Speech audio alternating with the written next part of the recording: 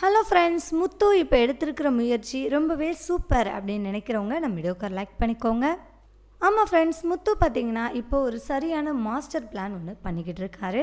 எதற்காக அப்படின்னு பார்த்தீங்கன்னா, நம்ம மீனா இருக்காங்களே அவங்கக்கிட்டேருந்து பறிப்போன அந்த பணத்தை எப்படியாவது திரும்ப அவர் மீட்கணும் அப்படின்றதுக்காக ஒரு சரியான பிளான் பண்ணியிருக்காரு.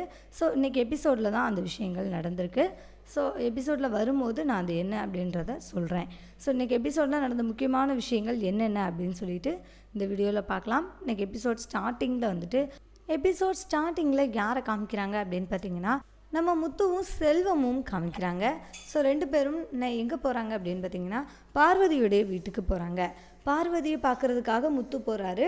ஸோ அவங்க கூட துணைக்கு முத்துக்கு ஒரு சப்போர்ட்டாக செல்வம் கூடவே போகிறாரு. ஸோ 2 பேரும் சேர்ந்து பார்வதியுடைய வீட்டுக்கு போயிடுறாங்க. போன உடனே பார்வதி வாங்கப்பா உட்காருங்க அப்படின்னு சொல்லிட்டு முத்துக்கிட்ட பேசிகிட்டு இருக்காங்க. என்னாச்சுப்பா அப்படின்னு கேட்கும்போது முத்து பயங்கரமாக அழுக ஆரம்பிக்கிறாரு. ஸோ என்னாச்சுப்பா முத்து, எதுக்குப்பா இப்படி அழுகிற அப்படின்னு சொல்லி ரொம்பவே வருத்தப்படுறாங்க. இல்லை அத்தை, மீனாவுக்கு ரொம்ப அடிபட்டுருச்சு, அவளால் தாங்கிக்கவே முடியல, அவள் அழுதுகிட்டே இருக்கா அப்படின்னு சொல்கிறாங்க. என்னப்பா, நான் அன்றைக்கி பார்த்துட்டு வந்தேன்ல, அவள் அப்போ கொஞ்சம் தாங்கிக்கிட்டு தான் இருந்தா வலியே, இப்போ ரொம்ப வலிக்குதா அப்படின்ற மாதிரி கேட்குறாங்க. ஆமாத்த, இப்போ அவளால் வலி தாங்கிக்கவே முடியல, ரொம்பவே வேதனைப்படுறா அப்படின்னு சொல்லி அவர் ரொம்பவே வருத்தமாக சொல்கிறாரு. அது மட்டும் இல்லை, அந்த பணம் காணாமல் போயிடுச்சுல, அந்த பணம் சீதா தன்னுடைய கல்யாணத்துக்காக குடும்பத்தில் யாரையும் கஷ்டப்படுத்தக்கூடாதுன்னு அந்த பொண்ணு இத்தனை வருஷமாக பார்த்து பார்த்து சேர்த்து வச்ச பணம். அதுபோக மீதிக்கு அவங்க ஃப்ரெண்டுக்கிட்ட கடன் வேற வாங்கி கொடுத்துருக்கா. அதனால தான் மீனா இன்னும் அழுதுகிட்டே இருக்கா. தன்னுடைய தங்கச்சிக்கு நம்மளால் பிரச்சனை வந்துடுச்சே அப்படின்னு சொல்லி அழுதுகிட்டு இருக்கா அப்படின்ற மாதிரி சொல்கிறாங்க. என்னப்பா சொல்கிற, இந்த வயசுலேயே அந்த பொண்ணு இவ்வளோ பொறுப்பாக இவ்வளோ பணமெல்லாம் சேர்த்து வச்சுருக்காளா அப்படின்னு சொல்லிட்டு பார்வதி ரொம்பவே சந்தோஷமாக ப்ரௌடாக பேசுகிறாங்க. ஆமாத்த, ஆனால் என்ன பண்ணி என்ன ஆக போகுது, இப்போ தான் அந்த பணம் இல்லைன்னு ஆயிடுச்சே, எப்படியாவது அந்த பணம் கிடச்சிடாதான் தான் நாங்களும் பார்த்துட்ருக்கோம். எனக்கு தெரிஞ்சு ஒருவேளை மீனாவுக்கு எதிரியான இந்த சிந்தாமணி தான் அந்த காரியத்தை பண்ணியிருப்பாங்களோ அப்படின்னு சொல்லிட்டு பேச்சு வழக்கிலே என்ன பண்ணுறாரு, அப்படியே போட்டு வாங்குறாரு. இப்போ பார்வதி ஆமாம் முத்து, அந்த சிந்தாமணி இருந்தாலும் இப்படி செஞ்சுருக்கவே கூடாது, உங்கள் அம்மா விஜயா அவள் கூட சேர்ந்து ரொம்ப ஆடிக்கிட்டு இருக்கா அப்படின்ற மாதிரி அவர் ரொம்பவே வருத்தப்பட்டோடனே முத்து இதுதான்டா சாக்கு, அப்போ இன்னும் நம்ம போட்டு வாங்கிடலாம் அப்படின்னு சொல்லி அவரும் சொல்கிறாரு. அப்போ உண்மையிலே சிந்தாமணி தான் எடுத்தாங்களா அத்தை, உங்களுக்கு தெரியுமா அப்படின்ற மாதிரி கேட்கும்போது, ஆமாப்பா, அவள் தான் செஞ்சுருப்பா, அவள் தான் உங்கள் அம்மா விஜயா கூட சேர்ந்துக்கிட்டு ஆட்டமாக ஆடிக்கிட்டு இருக்கா, அவள் கூட விஜயா சேர்ந்து ஆட்டமாக ஆடிக்கிட்டு இருக்கா. விஜயா தனியாக இருந்தாலே அவளுக்கு அதிகமாக கெட்ட எண்ணங்கள்லாம் வரும். இப்போ இந்த சிந்தாமணியோடு சேர்ந்து அவள் வேற கொம்பு சீவி விட்டுட்டே இருக்கா அப்பப்போ, அதில் தான் உங்கள் அம்மா கூட கொஞ்சம் ஆடிக்கிட்டு இருக்கா அப்படின்ற மாதிரி சொல்கிறாங்க. சரிங்க அத்தை, நான் எப்படியாவது அந்த சிந்தாமணிக்கிட்டேருந்து பணத்தை வாங்க முடியுமான்னு பார்க்குறேன் அப்படின்ற மாதிரி முத்து சொல்லிவிட்டு அங்கேருந்து கிளம்பிடுறாரு. சரிப்பா முத்து, வருத்தப்படாத, உன்னோட பணம் கண்டிப்பாக கிடச்சிடும் அப்படின்ற மாதிரி அவங்க ஆறுதலாக சொல்கிறாங்க. ஸோ இப்போ முத்து வெளியில் வந்துடுறாரு, முத்துவும் செல்வமும். அப்போது செல்வம் டேய் செம்ம நடிகண்டா, நீ சூப்பராக நடிச்சடா, நான் கூட உண்மையிலே நம்பிட்டேன்டா அப்படின்னு சொல்லி அவர் சொல்கிறாரு. ஸோ முத்து அண்ணார் என்ன சொல்கிறாரு அப்படின்னா, அதுக்கு என்னடா பண்ணுறது, நடிக்கிற இடத்துல நடிச்சு தானடா ஆகணும் அப்படின்னு சொல்லி செல்வத்திட்ட சொல்லியும் செல்வம் சிரிக்கிறாரு. ஸோ அங்கேருந்து என்ன பண்ணுறாங்க, வீட்டுக்கு கிளம்புறாங்க. அப்போது வீட்டுக்கு போன உடனே நம்ம செல்வம் செல்வத்திட்ட முதல்ல சொல்லி விட்டுறாரு, இங்கே பாருடா, ஒரு மிகப்பெரிய பிளான் ஒன்று பண்ண போகிறேன், அப்படி பிளான் பண்ணி தான் அந்த பணத்தை நம்ம மீட்க போகிறோம், அதனால் நான் உனக்கு வீட்டுக்கு போயிட்டு ஈவினிங்காக கால் பண்ணுறேன், அப்போ நீ வந்துடு அப்படின்ற மாதிரி சொல்லிடுறாரு. சரின்னு சொல்லிட்டு செல்வமும் கிளம்பிடுறாரு. அப்போது இவர் வீட்டுக்கு போயிட்டு மாடியில் ஒரு மீட்டிங் போகிறாங்க. நம்ம முத்து மீனா 2 பேரையும் அங்கே வெயிட் பண்ணிகிட்ருக்காங்க. அப்போ அந்த டைமில் ஸ்ருதி என்ற ரவியை முத்து வர சொல்லியிருக்காரு. அப்போ அவங்க வந்தோடனே கேட்காங்க, என்னாச்சு முத்து, எதுக்காக வர சொன்னீங்க சொல்லுங்கள் அப்படின்ற மாதிரி அவங்க கேட்குறாங்க. அப்போ தான் முத்து விஷயத்தையே சொல்கிறாரு. இங்கே பாருங்கள், அந்த பணத்தை திரும்ப எடுக்கிறதுக்கு நான் ஒரு மிகப்பெரிய பிளான் ஒன்று பண்ணியிருக்கிறேன், அந்த பிளான் படி நம்ம கரெக்டாக பண்ணிட்டோம் அப்படின்னா பணம் திரும்ப நம்ம கைக்கு கிடச்சிரும் அப்படின்ற மாதிரி அவர் சொல்கிறாரு. ஸோ இப்போ ஸ்ருதி என்ன சொல்கிறாங்க அப்படின்னா, வா சூப்பர், அப்போ நம்ம என்ன பண்ண போகிறோம், நம்ம எப்படியாச்சும் அந்த பணத்தை மீட்க போகிறோம், அதுக்கு நம்ம என்ன பண்ணணும்னு சொல்லுங்கள், அதெல்லாம் தாராளமாக பண்ணலாம் அப்படின்ற மாதிரி சொல்கிறாங்க. ரவியும் சரின்னு தான் சொல்கிறாரு. அப்போது முத்து என்ன சொல்கிறாரு அப்படின்னா, நம்ம வருமானத்துறை அதிகாரிகளாக சிந்தாமணியோட வீட்டுக்கு போக போகிறோம் அப்படின்னு சொல்கிறாரு. உடனே ஸ்ருதி இருந்துட்டு வா இன்ட்ரெஸ்டிங் சூப்பர் அப்படின்னு சொல்லிட்டு ரொம்பவே ஹாப்பியாக இருக்காங்க. ஸோ அப்போ ரவி வந்து கொஞ்சம் பயப்படுறாரு. டேய் நம்ம எப்படியாவது போலீஸில் மாட்டிக்கிட்டோன்னா என்னடா பண்ணுறது, நமக்கு பயங்கரமான பிரச்சனையாயிரும் போலீஸில் மாட்டிக்கிட்டோம் அப்படின்னா அப்படின்னு சொல்லிட்டு 2 பேரும் அதை நினச்சி கொஞ்சம் வருத்தப்பட்டுக்கிட்டு இருக்காங்க. அப்போ நம்ம முத்து சொல்கிறாரு, டேய் அதெல்லாம் மாட்ட மாட்டோம்டா அப்படின்ற மாதிரி சொல்கிறாங்க. சரிடா, அந்த சிந்தாமணிக்கு தான் உன்னை நல்லா அடையாளம் தெரியுமே, அப்புறம் நீ வந்தால் கண்டுபிடிச்சிட மாட்டாங்களா அப்படின்னு சொல்லும்போது, இப்போ தாங்க ட்விஸ்ட்டே. அங்கே பார்வதிக்கிட்ட பேசிட்டு அவர் கிளம்புனார் இல்லையா, அப்போ முத்து சும்மா கிளம்பலை. அப்போ பார்வதிக்கிட்ட ஒரு விஷயத்த ரெக்வஸ்ட் பண்ணியிருந்தார். அத்தை நீங்கள் வந்து எனக்காக ஒரு விஷயத்த பண்ணணும் அப்படின்னு சொல்லிட்டு, நாளைக்கு ஒரு நாள் சிந்தாமணி முழுக்க முழுக்க உங்கள் வீட்டில் பூஜையில் இருக்கிற மாதிரி பார்த்துக்கோங்க. ஏதாச்சும் ஒரு பூஜைன்னு சொல்லி அவங்கள இன்வைட் பண்ணுங்கள். அந்த பூஜையில் கலந்துக்கிட்டீங்க அப்படின்னா உங்கள் குடும்பத்துக்கு நிறையா பணம் வரும் அப்படின்னு மட்டும் சொல்லுங்கள். அந்த சிந்தாமணி கண்டிப்பாக வந்துடுவாங்க. அதனால் நீங்கள் வந்து ஒரு 3 மணி நேரத்துக்கு அவங்கள வீட்டு பக்கம் விடாமல் வச்சுருந்தீங்கனாலே எனக்கு போதுமானது தான். அதுக்குள்ளே நான் என்ன பண்ணிடுவேன், அந்த பணத்தை எடுத்துருவேன் அங்கேருந்து. ஏன்னா போய் தேடணும்ல, வருமானத்துறை அதிகாரின்னு சொன்ன உடனே அவங்க கண்டிப்பாக உள்ளே விட்டுற மாட்டாங்க. ஸோ அவங்கள எல்லாத்தையும் சமாளித்து உள்ளே போய் பணத்தை தேடி எடுத்துகிட்டு வரணும் அத்தை. அதனால் ஒரு 3 மணி நேரம் நீங்கள் பூஜைன்னு சொல்லி இங்கேயே வச்சுக்கோங்க அப்படின்ற மாதிரி சொல்கிறாங்க. சரின்னு சொல்லிடுறாங்க பார்வதி. ஸோ அதுக்கப்புறம் என்ன நடக்குது அப்படின்னா, பூஜைக்கான ஏற்பாடுகள்லாம் பார்வதி ஒரு பக்கம் பார்க்க ஆரம்பிச்சிட்டாங்க. இங்கே நடந்த விஷயங்களை முத்து வந்து சொல்கிறாரு. பார்வதி அத்தையோட வீட்டில் அந்த சிந்தாமணியை ஒரு 3 மணி நேரம் இருக்க வச்சுட்டு நம்ம வந்து என்ன பண்ணிடலாம், அந்த பிரச்சனைகள் எல்லாத்தையும் சால்வ் பண்ணி நம்ம வெளியில் வந்துடலாம் அப்படின்னு சொல்லிட்டு முத்து பிளான் பண்ணிட்டாரு. ஸோ இப்போ அவங்களுடைய பிளானில் ஸ்ருதி என்ன சொல்கிறாங்க அப்படின்னா, சூப்பர் ரொம்ப நல்ல பிளானு, அப்போ வருமானத்துறை அதிகாரியாக நடிக்கிறதுக்கு தான் ஒரு ஆள் வேணும் அப்படின்ற மாதிரி முத்து சொல்கிறாரு.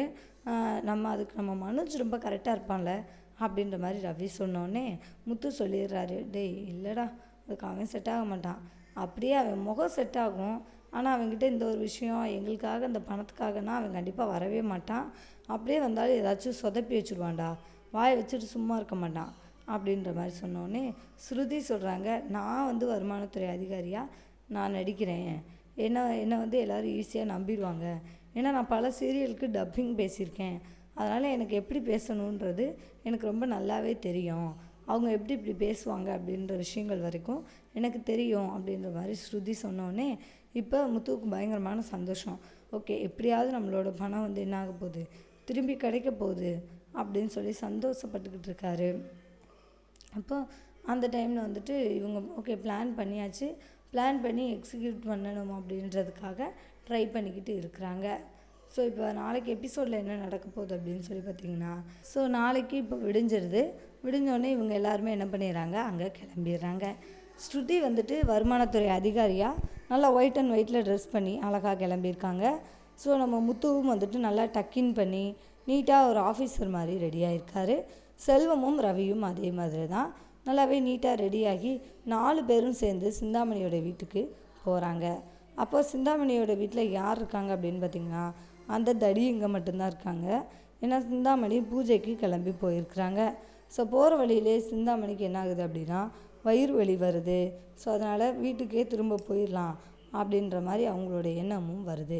ஸோ அதற்கு முன்னாடியே முத்து வந்துட்டு என்ன பண்ணுறாரு அப்படின்னா, எல்லாரையும் வீட்டுக்குள்ளே கூட்டிகிட்டு போயிட்டு நாங்கள் வந்து சோதனை போடணும் அப்படின்னு சொல்லி எல்லாரோடைய ஃபோனையும் வாங்கிடுறாங்க போன உடனே. ஸோ அவங்களால யாராலையுமே தகவலும் சிந்தாமணிக்கு சொல்ல முடியல. ஸோ இப்போ இவங்க வந்துட்டு ரவிக்கிட்ட சொல்லி அனுப்புகிறாரு, டேய் அந்த ரூமை செக் பண்ணும்போது அங்கே வந்து மஞ்சள் கலர் பை உள்ளக்கு ஒரு 5-6 கட்டு பணம் இருக்கும், அதை நல்லா ஞாபகம் வச்சுக்கோ, அதுதான் நம்ம பணம் அப்படின்ற மாதிரி அவர் திரும்ப திரும்ப சொல்லி விட்றாரு. சரிடா நான் பார்த்துக்கிறேன் அப்படின்னு சொல்லிட்டு உள்ளே போகிறாங்க. உள்ளே போய் பணத்தை கரெக்டாக எடுத்துட்டாங்க. இங்கே சிந்தாமணி வந்து வீட்டுக்கிட்ட வந்துட்டாங்க. ஸோ இப்போது 4 பேரும் சேர்ந்து சீக்கிரமாக என்ன பண்ணிடுறாங்க, எஸ்கேப் ஆகிடுறாங்க. அங்கேருந்து எஸ்கேப் ஆகி வந்து மீனா கிட்ட முத்து உனக்கு ஒரு சர்ப்ரைஸ் இருக்குது அப்படின்ற மாதிரி சொல்கிறாரு. என்ன சர்ப்ரைஸுங்க சீக்கிரம் சொல்லுங்கள் அப்படின்ற மாதிரி நம்ம மீனா கேட்குறாங்க. இங்கே பாரு மீனா, உன்னுடைய பணம் உனக்கே திரும்ப கிடச்சிடுச்சு, நீ உழைச்ச காசு, நீ நேர்மையாக சம்பாதிச்ச காசு எங்கேயுமே ஒன்று விட்டு போகாது அப்படின்னு சொல்லிட்டு அவர் ரொம்பவே பெருமையாக சொல்கிறாரு. இப்போ அந்த பணம் வந்து மீனாவுக்கு கிடச்சிடுச்சு. ஸோ அந்த பணத்தை உண்மையிலே எடுத்தது யார் அப்படின்ற உண்மையும் வெளியில் வந்துடுச்சு. ஸோ இப்போ முத்து வந்து இப்போ நினச்சா கூட கம்ப்ளைண்ட் பண்ணி என்ன பண்ணிடலாம், அவங்கள உள்ளே வைக்கன்னா வச்சிடலாம். பட் முத்து அப்படி செய்ய மாட்டேங்கிறாரு. போனால் போய் தொலைகிறாங்க, வயசான அம்மாவாக இருக்காங்க அப்படின்னு சொல்லிட்டு ஏதோ தொழில் போட்டியில் செஞ்சுருப்பாங்க அப்படின்னு விட்டுறாரு. ஸோ இப்போ இதற்கப்புறம் தான் பிரச்சனையே ஆரம்பிக்க போகுது. ஏன்னா சிந்தாமணிக்கிட்ட இவங்க டைரெக்டாகவே மோதிட்டாங்க. ஸோ இதற்கப்புறம் சிந்தாமணி கண்டிப்பாக சும்மாவே இருக்க மாட்டாங்க அப்படின்றது நமக்கே ரொம்ப நல்லா தெரிஞ்ச விஷயந்தான். ஸோ என்ன பண்ண போகிறாங்க சிந்தாமணி அப்படின்னு பார்த்தீங்கன்னா, எப்படியாவது மீனாவை என்ன பண்ண முடியாது, இந்த ஆர்டரை எடுக்க வைக்க முடியாது அப்படின்ற ஒரே ஒரு சந்தோஷம் மட்டும்தான் அவங்களுக்கு. பட் அதையுமே முத்து என்ன பண்ணிடுவார், அந்த கம்பெனி அந்த மண்டபத்தில் போய் இந்த சிந்தாமணி அம்மா வந்து ஆர்டர் கிடைக்கிறதுக்காக இப்படி ஒரு கேவலமான வேலையை என்ன பண்ணிட்டாங்க அப்படின்ற விஷயத்த அவங்கக்கிட்ட கன்வே பண்ணுவார். ஸோ அவங்களுக்கு புரிஞ்சிடுச்சு அப்படின்னா கண்டிப்பாக சிந்தாமணியை என்ன பண்ணிடுவாங்க, வேலையை விட்டு தூக்கிடுவாங்க அப்படின்றது தான் ஒரு நிதர்சனமான உண்மை. ஸோ எப்படி என்ன நடக்க போகுது, எப்படி இந்த விஷயங்கள்லேருந்து கடந்து வெளியில் வரப்போகிறாங்க அப்படின்றத நோக்கி தான் எபிசோட் நகர்ந்துக்கிட்டு இருக்குது. ஸோ ஒவ்வொரு நாளுமே எபிசோட் பார்க்குறதுக்கு ரொம்பவே நல்லா இருக்குது அப்படின்னு நாங்கள் சொல்லி ஆகணும். வர வர ரொம்பவே விறுவிறுப்பாக தான் இருக்குது. பட் அப்பப்போ கொஞ்சம் இழுவையாகவும் இருக்குது. இன்றைக்கி எபிசோட் கொஞ்சம் இழுவையாக இருந்தாலும் நாளைக்கு எபிசோட் பார்க்குறதுக்கு ரொம்பவே நல்லாயிருக்கும் அப்படின்னு தான் சொல்லி ஆகணும். ஸோ இப்போது எப்படியோ பணத்தை மீட்டுட்டாங்க, இவங்களும் இப்போ சந்தோஷமாக இருக்காங்க. இப்போ மீனா என்ன பண்ணுறாங்க அப்படின்னா, வேகமாக அவங்களுக்கு கால் பண்ணுறாங்க. நம்ம சிந்தாமணிக்கு கால் பண்ணி, என்னடி அப்படின்ற மாதிரி அவங்க கேட்குறாங்க. என்ன வார்த்தை தடிக்குது, இங்கே பாருங்கள், உங்களுக்கு சேர வேண்டிய பணம் வந்துட்டு கண்டிப்பாக என்ன பண்ணாது, கிடைக்காது. ஏன்னா அந்த ஆர்டரை வேணால் நீங்கள் எடுத்துருந்துக்கலாம். ஆனால் என்னுடைய புருஷன் என்னை வந்து ரொம்ப நேர்மையானவன் சொல்லி என்னை என்ன பண்ணிட்டார், காப்பாற்றிட்டாரு. அவர் ஒன்றும் உங்களை மாதிரிலாம் கிடையாது. பொம்பளை பிள்ளைங்களை வீட்டுக்குள்ளேயே அடைச்சி வைக்கிறதுல உங்களுக்கு அவ்வளோ சந்தோஷம் கிடைக்கிது. ஆனால் என்னுடைய புருஷன் அப்படியெல்லாம் கிடையாது, எல்லாருமே சமம்னு நினைக்கிறவர். அதனால தான் நான் வந்துட்டு என்ன பண்ணுறேன், அவரை வச்சு உங்களை திட்ட சொன்னேன் அப்படின்ற மாதிரி இவங்க வந்துட்டு ஸ்ட்ரெயிட்டாகவே சொல்கிறாங்க. இங்கே பாரு, இன்னொரு தடவை இந்த மாதிரி நடந்துச்சு அப்படின்னா நான் வந்து கண்டிப்பாக சும்மா இருக்க மாட்டேன் அப்படின்ற மாதிரி சொல்கிறாங்க. இன்னொரு தடவை நீங்களும் என்கிட்ட இதே மாதிரி ஒரு கேள்வியை கேட்டிங்க அப்படின்னா நானும் என்ன பண்ண மாட்டேன், உங்களை சும்மாவே விட மாட்டேன் அப்படின்ற மாதிரி அவங்களே மிரட்டி விட்டுறாங்க. அப்படிங்கிறதுல மாற்றுக்கருத்தே இல்லைங்க. ஸோ என்ன நடக்க போகுது அப்படின்றத நம்ம வெயிட் பண்ணி பார்க்கலாம். ஸோ இதற்கு இடையில் சீதாவையும் காமிச்சிருந்தாங்க. ஸோ சீதா வந்து அருண் வந்து வெளியூரில் இருக்கார் இல்லையா, அதனால் அவங்க அம்மா வந்து செக்கப்புக்கு கூட்டிகிட்டு போகணும் அப்படின்றதுக்காக வந்திருக்காங்க. ஸோ ஸ்டார்டிங்லேயே வந்துட்டு அருண் ஃபோனில் பேசிகிட்டு இருந்தார். அப்போ அவர் நம்ம நேற்று எபிசோடில் சொன்ன மாதிரியே வந்துட்டு, எனக்கு பணம் வந்து முக்கியம் கிடையாது, அதுவும் அந்த பணம் வந்து தொலைஞ்சு போனதுக்கு நீ முக்கியமான காரணம் இல்லை, நீ ஒன்றும் அசால்ட்டாக கையில் வச்சுருந்துட்டு வேணும்னே நீங்கள் என்ன பண்ணலை, தொலைக்கலை. அவங்க பிளான் பண்ணி வந்தாங்க அப்படின்னா அதுக்கு நீங்கள் என்ன தான் பண்ண முடியும் அப்படின்ற மாதிரி சொல்லி அவர் ரொம்பவே வருத்தப்படுறாரு. ஸோ சீதாவுக்கு ரொம்பவே சந்தோஷமாக தான் இருக்குது. ஸோ இன்னொரு பக்கம் சீதா வந்து அவங்க அம்மாவுக்கு ரொம்பவே உதவி பண்ணிகிட்ருக்காங்க இல்லையா. அவங்க அம்மா இன்றைக்கி ஹாஸ்பிட்டலுக்கு செக்கப்புக்கு வரணும் அப்படின்றதுக்காக ஆட்டோவில் கிளம்பி வந்துட்டுருக்காங்க. அப்போ அருண்கிட்ட சீதா சொல்லியிருக்காங்க, நான் வந்து பார்த்துக்கிறேன் அம்மாவை அப்படின்ற மாதிரி சொல்லிவிட்டு ஹாஸ்பிட்டல் வாசல்லே வெயிட் பண்ணிகிட்ருக்காங்க அவங்க அம்மாவுக்காக. ஸோ அவங்க அம்மா வந்து ஹாஸ்பிட்டலுக்குள்ளே நுழையிறாங்க. யார் கூட வராங்கன்னு பார்த்தீங்கன்னா, வர்ற வழியில் அவங்க ஆட்டோ ரிப்பேர் ஆகிருக்குது. ஸோ அந்த ஆட்டோ ரிப்பேர் ஆகிடுச்சு இல்லையா, அதனால் அங்கேருந்து மீனா வந்துட்டு வழியில் வந்துட்டுருக்காங்க. அப்போ ஆட்டோக்காரர் மீனாவை பார்த்து நிப்பாட்டுறாரு.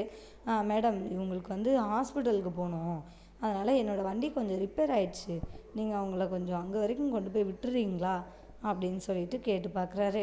ஸோ மீனாவும் சரின்னு சொல்லிடுறாங்க, நான் அந்த வழியே தான் போகிறேன், நீங்கள் வாங்கம்மா அப்படின்னு சொல்லி உட்கார வச்சு கூட்டிகிட்டு போகிறாங்க.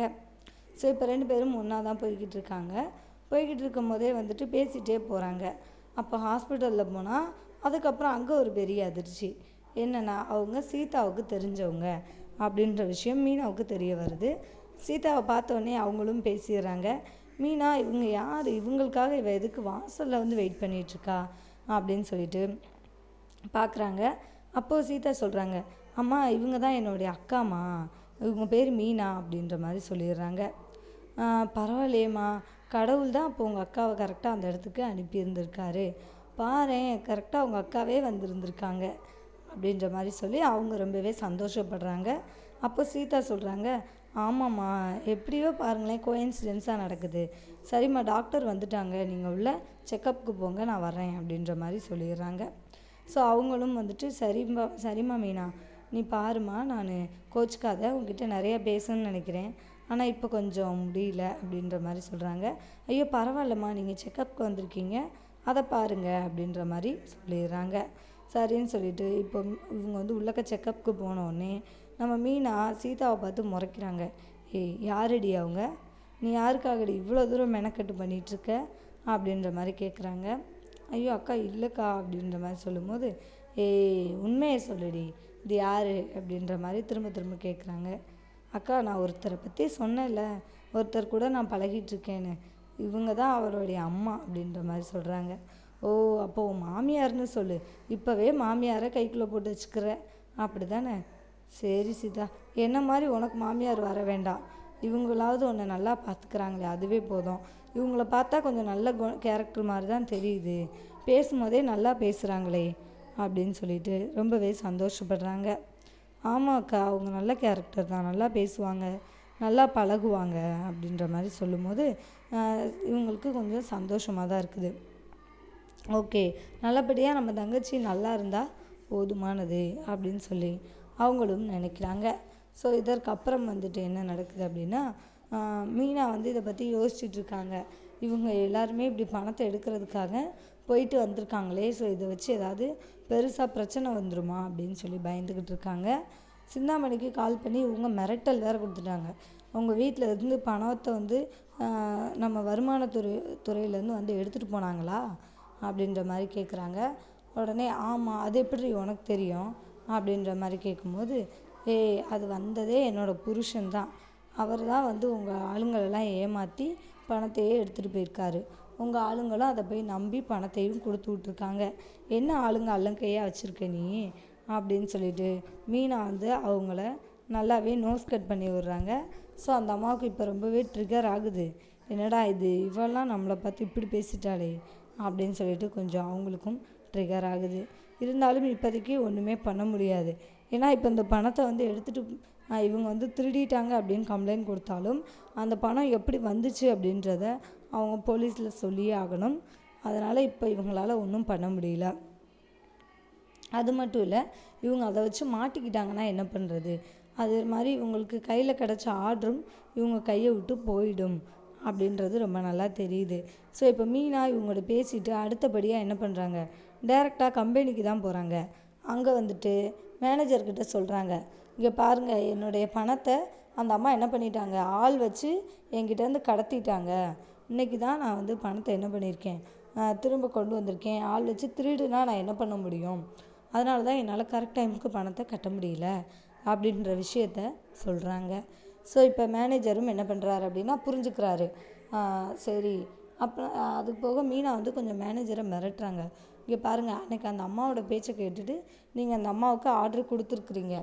நான் இப்போ மேனேஜ்மெண்ட்டில் கம்ப்ளைண்ட் பண்ணேன்னா உங்கள் மேலேயும் சேர்த்து தான் கம்ப்ளைண்ட் பண்ணுவேன். மண்டபத்து ஓனர்கிட்ட நான் கம்ப்ளைண்ட் பண்ணவா அப்படின்னு சொல்லிட்டு அவங்க திரும்ப திரும்ப மிரட்டுறாங்க. மிரட்டினோடனே இப்போ அவர் வந்துட்டு, அம்மா என்னை மன்னிச்சிருங்கம்மா, இதுக்கப்புறம் என்னால் ஒன்றும் பண்ண முடியாது. ஏன் அப்படின்னா அந்த பொண்ணு எங்கள் ஓனர்கிட்ட போவேன்னு சொல்லுது, அவர்கிட்ட போயிட்டா என்னுடைய வேலையே காலி ஆயிருமா, அதனால் நான் என்ன பண்ணுறேன், அந்த பொண்ணுக்கே அந்த ஆர்டரை கொடுத்துட்றேன், நீங்கள் என்னை மன்னிச்சிருங்க அப்படின்னு சொல்லிட்டு ஆர்டரை அவங்களுக்கே கொடுத்துட்றாரு. ஸோ இப்போ மீனாவுக்கு பயங்கரமான சந்தோஷம். ஓகே பரவாயில்ல, நமக்கு வந்து ஒரு மிகப்பெரிய ஆர்டர் கிடச்சிருக்குது அப்படின்னு சொல்லிட்டு அவங்க ரொம்பவே சந்தோஷமாக இருக்காங்க. ஸோ இப்போ போன ஆர்டரும் அவங்களுக்கு கையில் கிடச்சிருச்சு, அவங்கள விட்டு தொலைஞ்சு போன பணமும் அவங்களுக்கு கிடச்சிருச்சு. ஸோ இப்போ இதற்கப்புறம் வந்துட்டு சிந்தாமணி மேலும் மேலும் ரிவெஞ்ச் எடுப்பாங்க அப்படின்றதுல மாற்றுக்கருத்தே இல்லை. ஏன்னா சிந்தாமணி வந்து ரொம்பவே மோசமான ஆள் அப்படின்றது இவங்க எல்லாருக்குமே நல்லா தெரியும். தெரிஞ்சு தான் சிந்தாமணிக்கிட்ட மோதிக்கிட்டு இருந்தாங்க. ஸோ சிந்தாமணி கண்டிப்பாக இவங்கள சும்மாவே விட மாட்டாங்க அப்படின்றது நமக்கு ரொம்ப நல்லாவே தெரியும். ஸோ சிந்தாமணி எப்படி வந்துட்டு இவங்கள என்ன பண்ண போகிறாங்க அப்படின்றத நம்ம வெயிட் பண்ணி பார்க்கலாம். ஸோ முத்து அண்ட் மீனா 2 பேருமே வந்துட்டு மிகப்பெரிய பிரச்சனையில் மாட்டிக்க போகிறாங்க இதற்கப்புறம். இது வரைக்குமே அவங்களுக்கு பிரச்சனைகள் நிறையா இருந்தது. ஸோ இதற்கப்புறம் சிந்தாமணி கொடுக்குற டார்ச்சர் ரொம்பவே அதிகமாக போகுது அப்படின்றதில் மாற்றுக்கருத்தே இல்லை. ஸோ எது எப்படி அவங்க என்ன நடக்க போகுது அப்படின்றத நம்ம வெயிட் பண்ணி பார்க்கலாங்க. தேங்க்யூ ஃபார் வாட்சிங். இந்த வீடியோ உங்களுக்கு பிடிச்சிருந்துச்சுன்னா மறக்காமல் லைக் பண்ணிக்கோங்க. நம்ம சேனலை நீங்கள் இன்னும் சப்ஸ்கிரைப் பண்ணலையா, மறக்காமல் சப்ஸ்கிரைப் பண்ணிக்கோங்க. கூடவே பக்கத்தில் இருக்க பெல் ஐக்கானையும் கிளிக் பண்ணிக்கோங்க. தேங்க்யூ. ஸோ இந்த சீரியலில் மொத்தம் 3 பேர் இருக்கிறாங்க. அதில் உங்களுக்கு ரொம்ப பிடிச்ச பேர் யார் அப்படின்றத கண்டிப்பாக கமெண்ட்டில் சொல்லுங்கள். எனக்கு ரொம்ப பிடிச்ச பேர் இப்போதைக்கு யார் அப்படின்னு பார்த்தீங்கன்னா ரவி அண்ட் ஸ்ருதி தாங்க. ஏன்னா அவங்க 2 பேருமே வந்துட்டு ஈக்குவாலிட்டி எப்போவுமே மெயின்டைன் பண்ணுறாங்க. அவங்கள பொறுத்த வரைக்கும் எல்லாருமே ஒன்று தான் அப்படின்ற ஒரு எண்ணம் வந்துட்டு அவங்களுக்கு நம்ம ஸ்ருதியோடைய மனசில் எப்போவுமே ஆழமாக இருக்குது. ஸோ ஸ்ருதி ரொம்ப ரொம்ப நல்ல கேரக்டர் அப்படின்றதுனால நமக்கும் எபிசோட் பார்க்குறதுக்கு ரொம்பவே நல்லா இருக்குது. இப்போ இன்றைக்கும் வந்துட்டு பணத்தை எடுக்கும் போது நம்ம முத்து அண்ட் மீனாவுக்கு ரொம்பவே உறுதுணையாக இருந்திருக்காங்க. ஸோ எனக்கு அந்த பேர் ரொம்ப பிடிக்கும். உங்களுக்கு யாரை பிடிக்கும் அப்படின்றத கண்டிப்பாக கமெண்ட் பண்ணுங்கள். தேங்க்யூ ஃபார் வாட்சிங். இந்த வீடியோ உங்களுக்கு பிடிச்சிருந்துச்சுன்னா மறக்காமல் லைக் பண்ணிக்கோங்க. அண்ட் நம்ம சேனலுக்கு ஒரு தம்ஸ் அப் பண்ணிக்கோங்க. தேங்க்யூ.